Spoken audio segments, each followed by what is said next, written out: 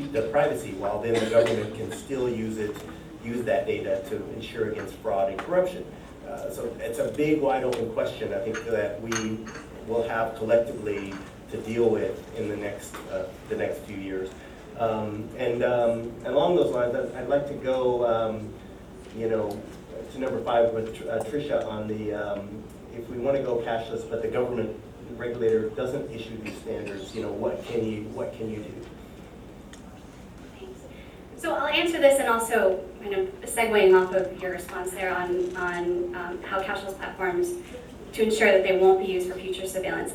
At a fundamental level, when we talk about digital payments and digital financial services, it really is important to have certain legal and regulatory frameworks in place. And so when it comes to the data protection issue and the digital identity issue, there have to be data protection frameworks in place that ensure consumer protection and ensure data protection when it comes to that. And actually yesterday during one of the sessions on digital identity, David was presenting on emerging models on digital identity and how you can actually control to whom your data goes and ensure that you yourself are able to release the data points that you want to. And so these emerging models really need to be looked at, particularly because it is a concern as everything starts to go digital. On the regulatory framework for digital payments, again, legal and regulatory frameworks for digital payments is fundamental. We were doing some work in Lebanon looking at how you can actually digitize cash transfers. So there are a number of refugees and even host communities who are receiving payments like social payments and welfare payments digitally, but it's not actually like issued, it's just a prepaid card, right? That's not issued in the name of the beneficiary. So there is a disconnect between the financial inclusion because it's just a prepaid card that they're not creating any financial history anywhere. And the more and more we really tried to push to make that link to financial inclusion and having an account, we found that not having the legal and regulatory framework in place was a significant barrier to that. And so the World Bank is stepping in to help establish a framework that enables cashless payments. Because on the one hand, if you look at, Thomas, you mentioned the case of M-Pesa, that actually emerged and took off in the absence of a regulatory environment.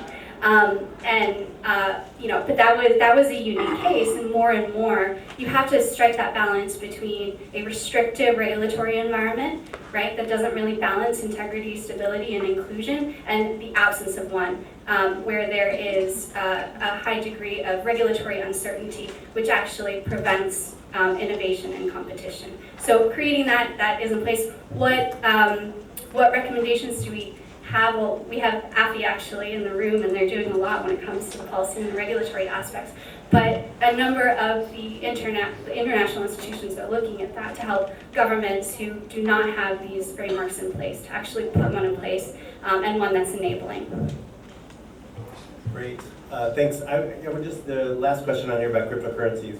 I don't have a lot of time to get into, but I would say, I think there's been a lot of misunderstanding and confusion around that. And you go back to one of the strongest voices, I think, is Joe Stiglitz, the Nobel Prize winner, who basically came out and said cryptocurrencies serve no useful social function. The role of government is to manage money.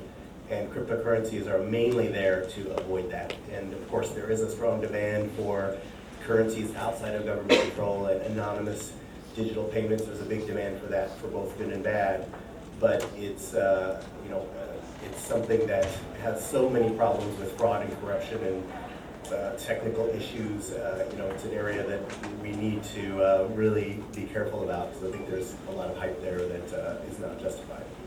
So with that, thanks for the panel. You were very enlightening for me, and please feel free to reach out, because I think each one of them has really, I'd say, programs and knowledge, and their own organizations are people we can partner with in the region to make financial inclusion a reality. So thank you very much.